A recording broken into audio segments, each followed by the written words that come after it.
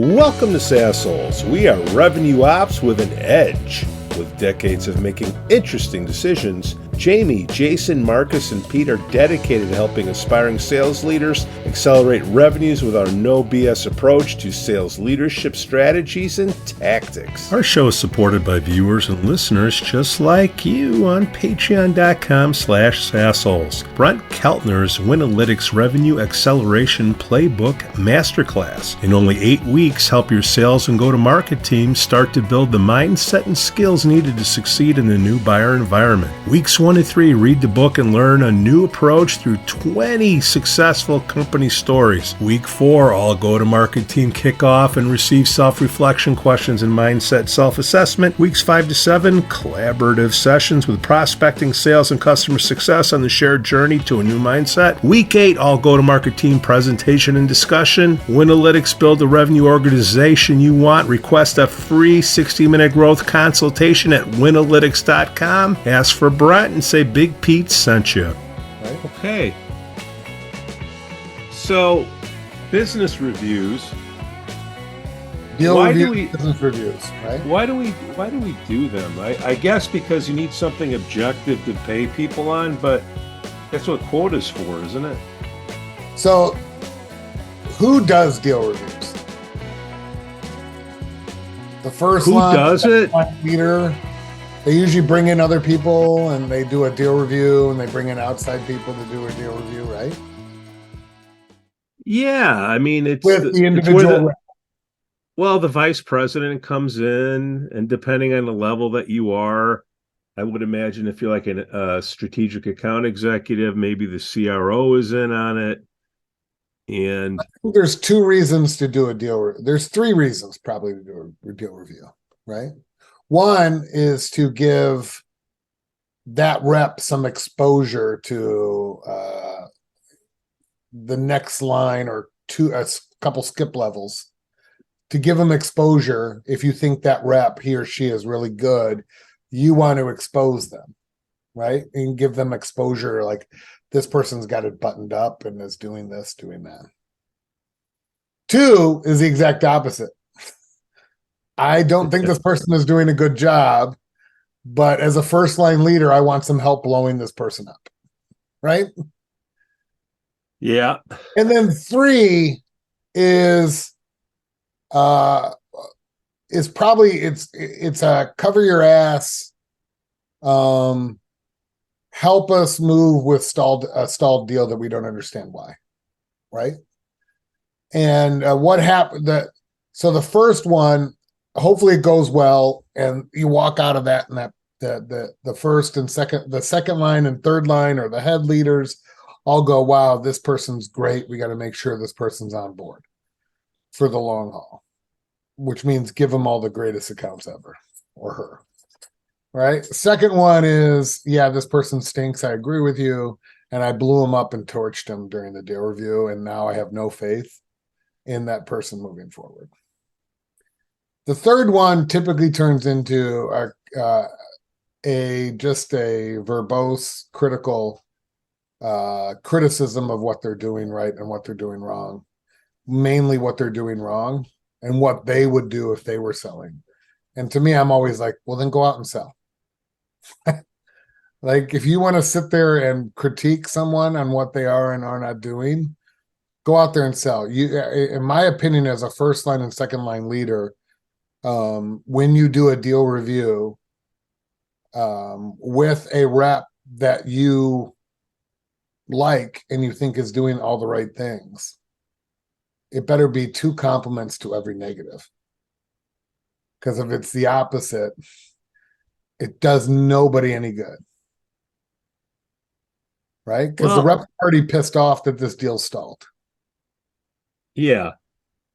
And I guess if we don't do like annual reviews, quarter reviews anymore, I don't know why we do these business reviews. It doesn't. I think the VP and the directors want to like stay on top of things, I guess, but most of the VPs were in the field Yeah. 5, 6, 7 years ago. So I think they want to get in there to be like, oh, I helped impact this deal. Yeah, I know what's going on, and I've been, well, they're not in the field, they're not dealing with it. Two, I think most, but you know, they might have connections that they can work, or know of connections that they can work. The only deals that really get deal reviews are usually not puny ones. They're usually the big ones. yeah. There's a little bit of cover your ass there too. Like, I need to know what's going on in this deal because I'm going to get asked questions about it. But shouldn't that already be on a screen? Like, If you are, so here's the problem, right? These are old school sales methodologies back. They probably were developed back when, Pete, you were selling and there was a Rolodex on your table, right? Now everything's shoebox with index cards. Shoebox of index cards. Now everything is digital. So if you want to, and there's still an old school mentality there, right? Problem is you have a Salesforce CRM. You have a CRM of some sort. Typically, the monopoly is Salesforce.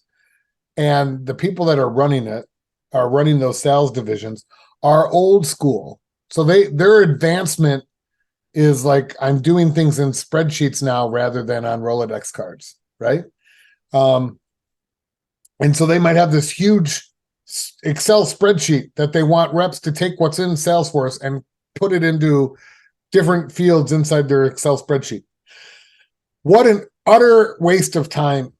What an utter waste of time and resources. One, that data's, by the time that rep put anything in that sheet, an hour later, it could be dated. A minute later, because they could have gotten a call and said, yeah, we're not buying. You know what I mean? But that spreadsheet was updated an hour ago saying, this person's supposed to call me and tell me they're buying. All indicators are looking great. You might look at it before the rep updates it, or the rep forgets to update it, close lost, and it's on your spreadsheet because they're not synced up. Two, it's just a waste of, why do you even have a CRM if you're asking them to put it into a spreadsheet? And then three, the problem with the CRM in general is that you have a CRM, but you're asking reps to do something that they shouldn't have to do, which is log their activity manually into a digital CRM software when they're probably communicating digitally.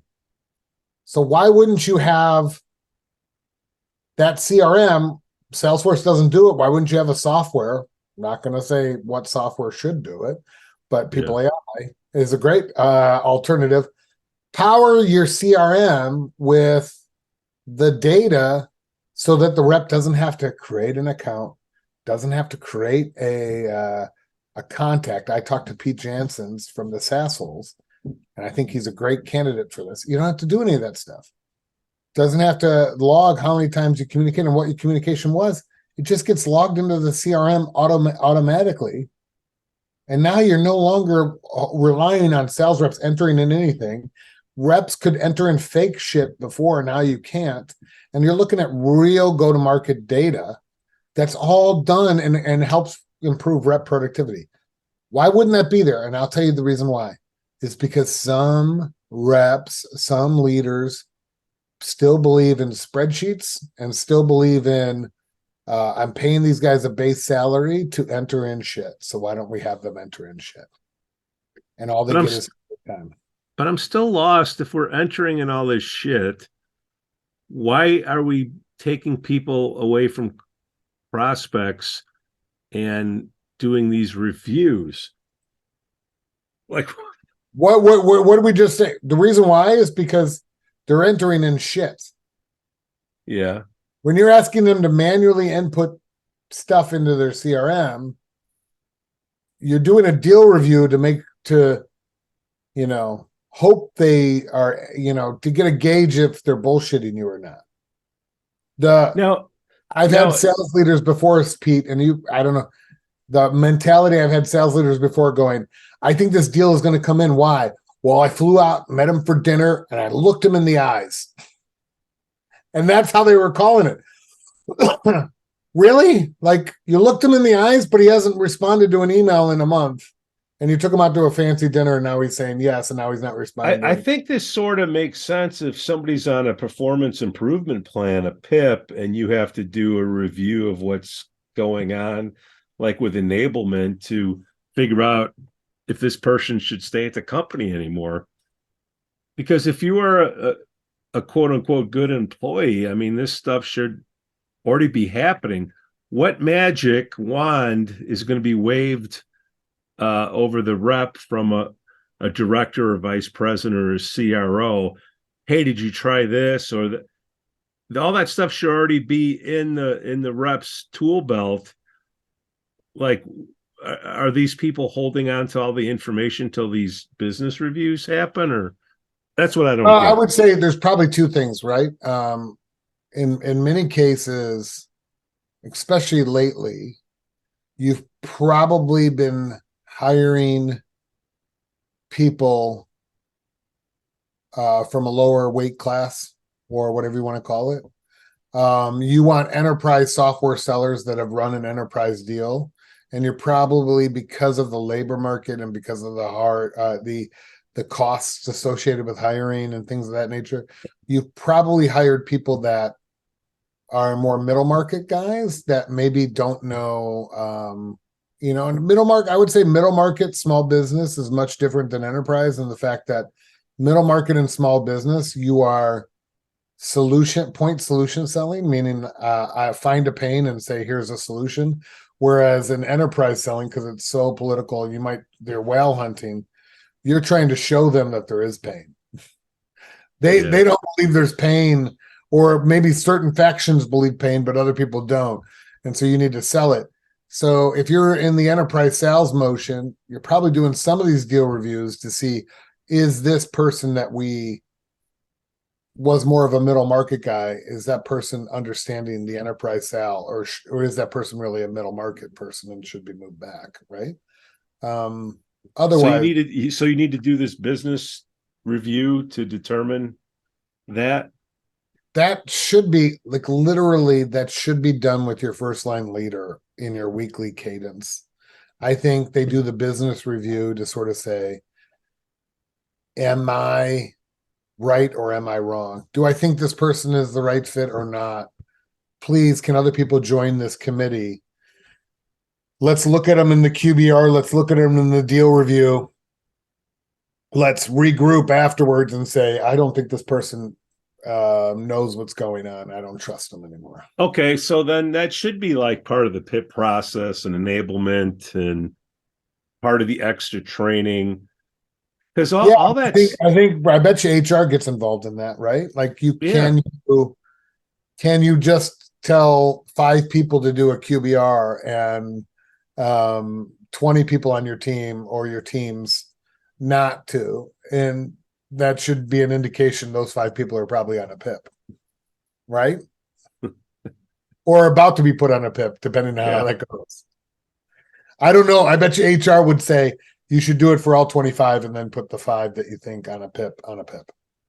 Because your business review should be like, I hate to throw the robot element into it, but all these questions that are being asked in this setting, I mean, why can't it be like a role play with your chat? Like, the chat will ask the question, right? Did you meet with blank? Yes or no? Why didn't you? Can't that be simulated? Are you saying, can you simulate Chat GPT to replace all sales leadership? Most of it. I really think that I shouldn't say most, but what I back when we first worked on this, like a long time ago, Carney, this was supposed to increase the span of control of the people that work underneath you, with you, underneath you. You should be able to handle more people, because the reason why you go to a higher up is because they're experienced. You've come across something that you haven't seen before and you need an answer, right? Agreed. And I think what you're proposing means I need to blow up Skynet Technologies, because you're basically saying Chat GPT can become a sales leader, and Skynet Technologies, if you don't know the reference, that is the lab that created the Terminator, Arnold Schwarzenegger, Yeah. that later got blown up. I mean, I think, are we there yet on AI? No, I'll be honest. I use it probably daily, right? But I use it for not. No, I get you want to be touchy-feely, the human element, and all the people that are in the pit process development, but it's like, if I am doing what I am supposed to be doing, instead of me trying to get a hold of you, I have a resource that I can go to and say, I have this unique scenario. I don't know what the answer is. And then, whatever you're asking, it doesn't know either. It should get elevated to you or somebody else. So the answer is the same. It can be disseminated across everybody. So it's one voice answering the question. Yeah. Yes. I mean, I think so. The bottom line is, should you use, Chat GPT or AI to sort of do a deal review, right? Like an online, an on the fly deal review. Don't wait for every 90 days. It's almost like each week, or instead of filling out, a TPS report, you're going to have the data that's entered in that you have. And then here's the summary. Try this. Don't call on this person anymore. It's automatically going into a drip campaign. We'll put this back in your funnel, in 90 days. Work on this stuff. Here are the similar customers that bought. Here are the similar reasons why they bought.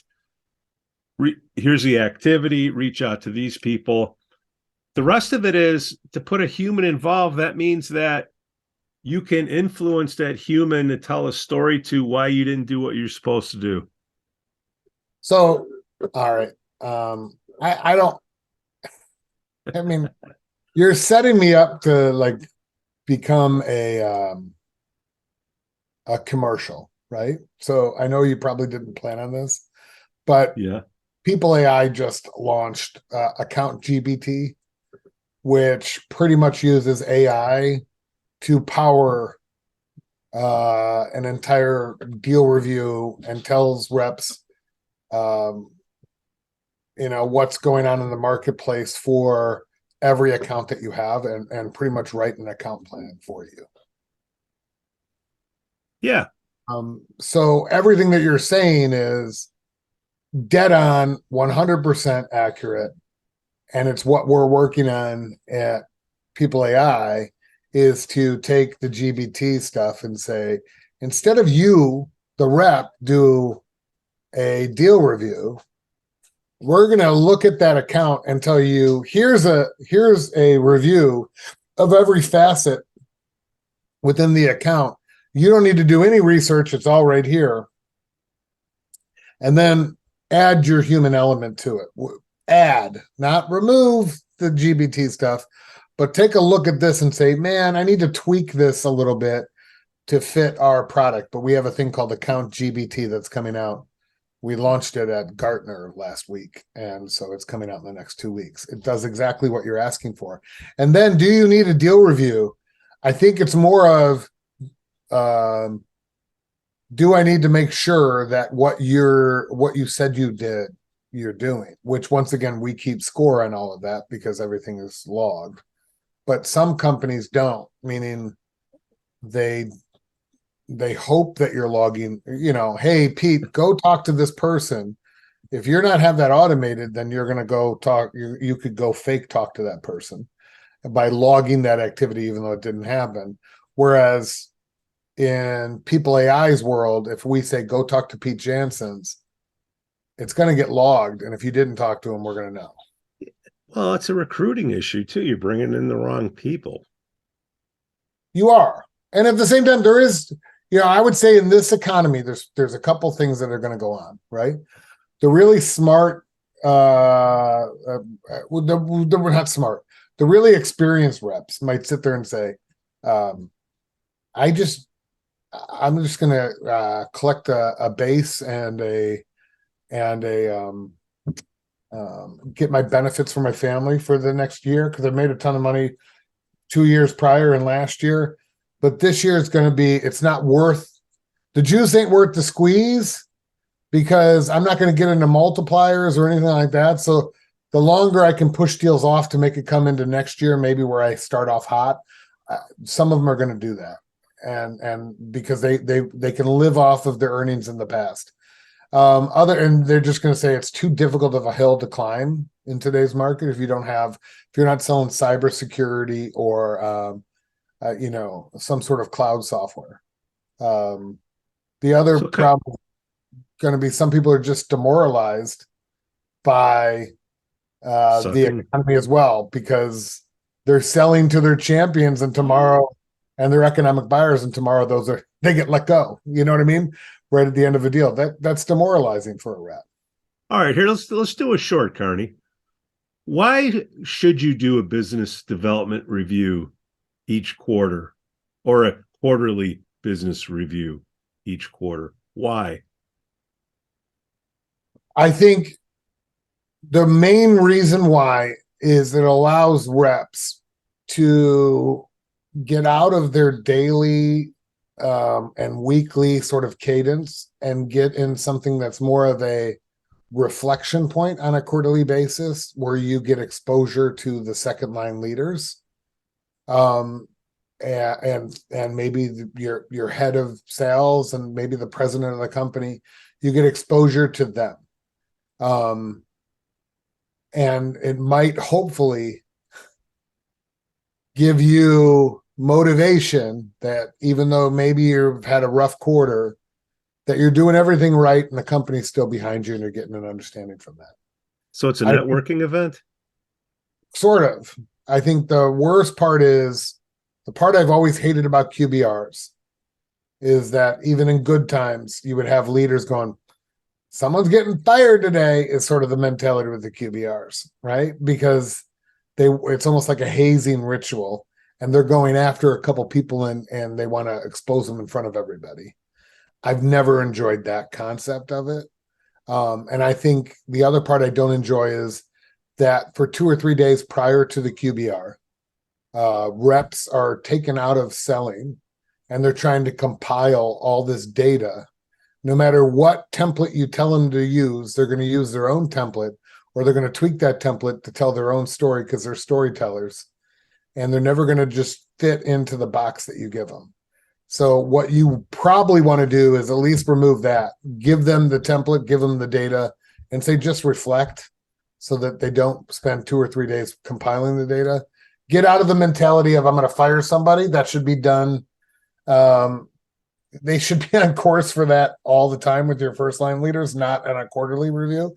And make the quarterly review really a reflection point where your team is coming together and everyone's sort of trying to help each other out, come up with ideas, and walk away, and it's a team building exercise. Should you be compensated for this review? No. So what about non-sales employees? Do they get compensated based on their quarterly review? Depends on their plan, but a lot of sellers, one, they don't have much of a variable compared to the sellers. Usually the seller's variable is the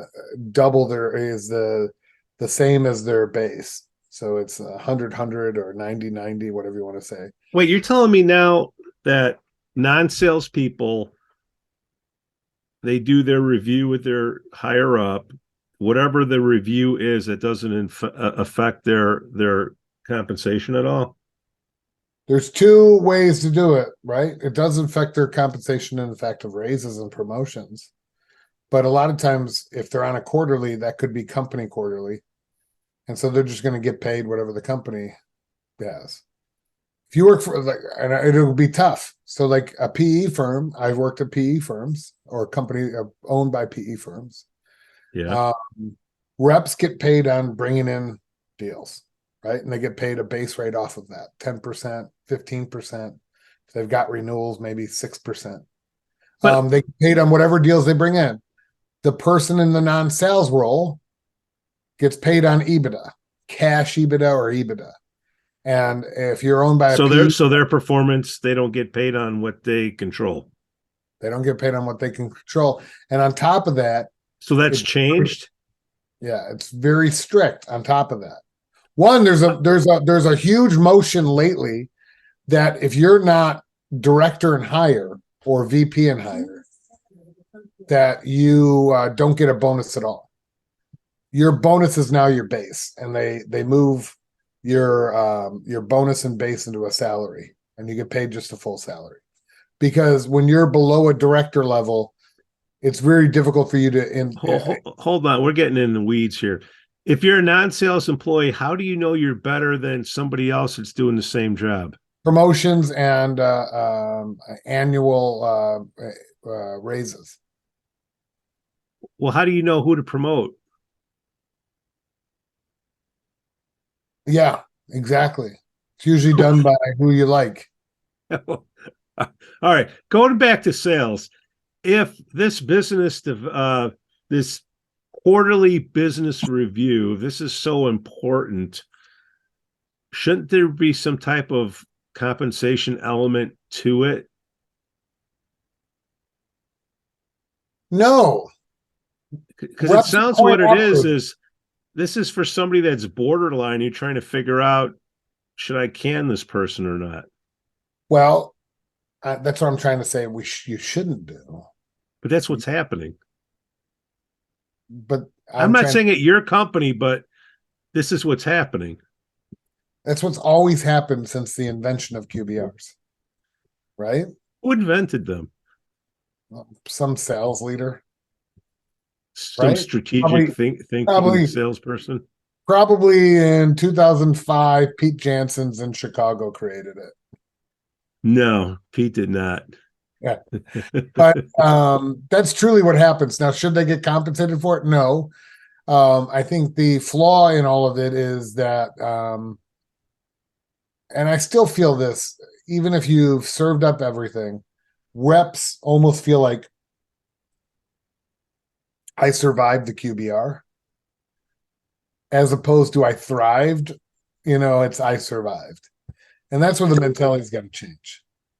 It should be like I'm getting a ton of face-to-face time with the head of marketing, the head of the company, the head of sales, the head of CS, and we're talking about 5 or 6 of my accounts, of my 30 accounts, and we're going into depth on those, and they're coming up with ideas that maybe I didn't think of or didn't know. And I think the only reason why QBRs need to exist today is we live in a remote world, and a lot of sellers are working out of their basement. I'm working out of my basement. You're working in your dark basement, right? Yeah. But they don't get an understanding of the company culture and the company assets at their arsenal unless you work in corporate. So they might not know that marketing can turn on some sort of interactive marketing campaign to some of your clients to help get exposure and help you piggyback this. They don't know that your CEO. I guess, why do you have to wait 4 times a year to get this knowledge that's in somebody's head? Hold on, you don't. The only problem is when you're working from Kentucky and your office is in California. Yeah. The problem I think people have in general is that they're just afraid to ask. Okay. Afraid to ask for help. They feel like and they don't know what is available to help. Okay. So the QBR is more to help. Should be more there to be like, hey, did you know we had this? No. Okay, that's a problem. We need to address it with everybody. But now I can show you how to get.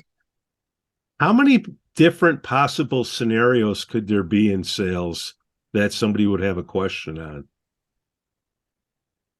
Meaning like connections and stuff like that? Well, it's like, look, you do the quarterly business review because you have a director, vice president, or chief revenue officer, or a CEO that knows more than the person that's presenting. What I'm saying is, whatever that scenario is at that lower level person, it has to be quite common amongst all the other people that are going in to perform this tap dance. So I would say the person on the rep knows more about the account than anyone else in that room. And if they don't, that's a bad thing, right? Okay. But what does the CEO and what does the marketing team know better than the rep? The assets and the company, or that the internal company has, that maybe are not being utilized by the field today. There are multiple questions where the executive team is sitting in their conference room going, why aren't people aware of this asset? And yeah, it's an enablement scenario. Yeah, it is. And it should be like the rep. Look, I'm trying not to say have robots handle everything, but you have a chief revenue officer, you have a CEO, you have these high paid people that have all this knowledge in their head, that when they leave, that knowledge goes with them. I'm saying, why can't we upload that information beforehand in a scenario generator that says, hey, why haven't you gotten farther in this account? Okay, reps answer, blah, blah, blah. Well, here, you got to do this, blah, blah, blah, blah, blah. Why do we have to wait 4 times a year and repeat it over and over by the higher ups? That's all I'm saying. Yeah, I could not agree with you more that we probably should do that, right? Do I think we're there yet? No. We could be there yet. Put all these CEOs and CROs in a room and give them a scenario, and how would you respond to it? Let them answer it. Right? Yeah. So are they afraid to, or? Well, there's job security there, right? Yeah. If you download everything in my head, one, welcome. Right? Well, here, hold on. Two, if you download everything in my head and you're able to compute like relationships of data and stuff like that intuitively and on the fly, what use am I? That's so hypocritical. The number one thing they teach in Leadership 101 is you're supposed to put into place a system that can run without you there. I agree with you. And I'm just saying, I'm not really. No. By the way, that's how I operate. Yeah. Every person that works for me, I try to give them everything I can. So it should be plug and play, like Bill Belichick. Somebody leaves his team, he's got somebody, he knows what he's looking for, interviews the hell out of people and puts them in there. Yeah. I look at it as a leader. As a leader,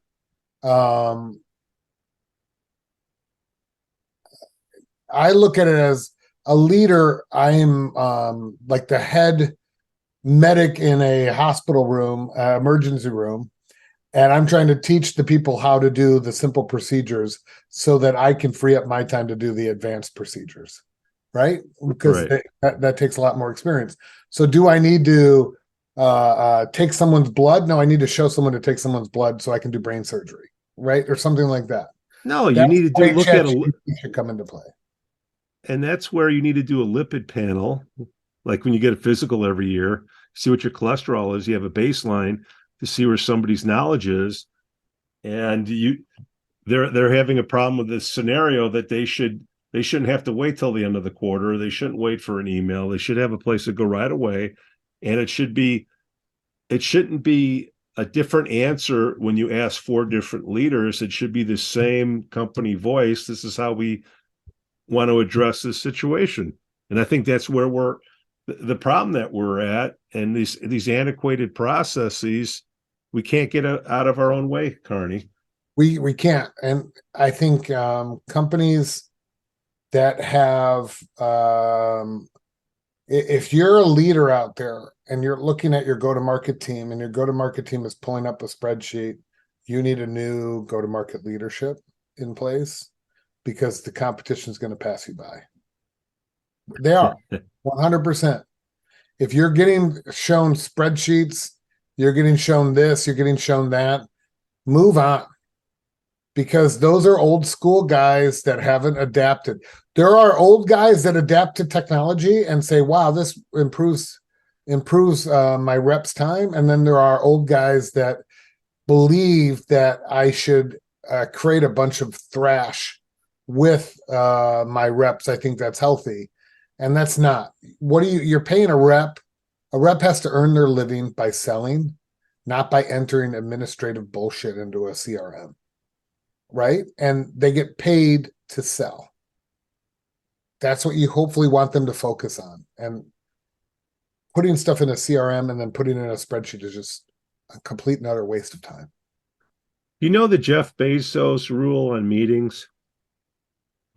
It's the 2 pizza rule. I've heard he really does. He really does try to limit the number of meetings he goes to. And if he does need to join one, he wants to be as efficient as possible.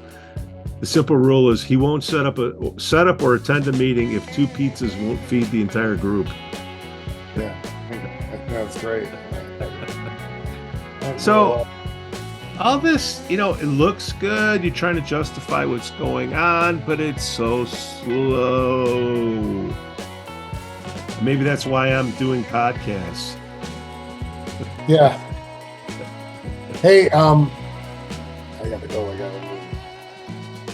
Our show is supported by viewers and listeners just like you on patreon.com/SAASholes. Brent Keltner's Winalytics Revenue Acceleration Playbook Masterclass. In only 8 weeks, help your sales and go-to-market teams start to build the mindset and skills needed to succeed in the new buyer environment. Weeks 1 to 3, read the book and learn a new approach through 20 successful company stories. Week 4, all go-to-market team kickoff and receive self-reflection questions and mindset self-assessment. Weeks 5 to 7, collaborative sessions with prospecting, sales, and customer success on the shared journey to a new mindset. Week 8, all go-to-market team presentation and discussion. Winalytics, build the revenue organization you want. Request a free 60-minute growth consultation at winalytics.com. Ask for Brent and say Big Pete sent you.